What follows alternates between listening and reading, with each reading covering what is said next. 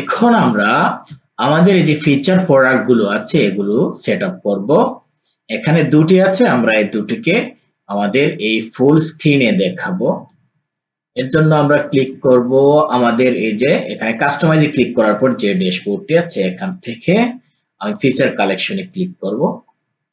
Click করার পর এখানে যে ফিচার প্রোডাক্ট লেখা আছে এই টেক্সটটি এখান থেকে আমি চেঞ্জ করতে পারবো। এই যে এখানে আমি চাইলে চেঞ্জ করে দিতে পারবো, আমি এখানে বোল্ড করে দিচ্ছি। এরপর আমি চাইলে একটি ডেসক্রিপশন দিতে পারবো, আমি আপাতত দিচ্ছি না। এখানে দেখো দুটি প্রোডাক্ট দেখাচ্ছে, ম্যাক্সিমাম প্রোডাক্ট টু শো, এখানে আমি দিয়ে দিচ্ছি মাত্র দুটি প্রোডাক্ট যেহেতু আমাদের দুটি প্রোডাক্ট আছে।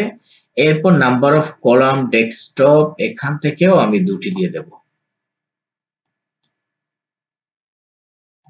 এরপর আমি এখানে রিফ্রেশ করে দেখব চেঞ্জ হয়ে গেছে। এই যে দেখো আমাদের প্রোডাক্ট এখানে দুটি দেখাচ্ছে, এই একটি প্রোডাক্ট, এই একটি প্রোডাক্ট।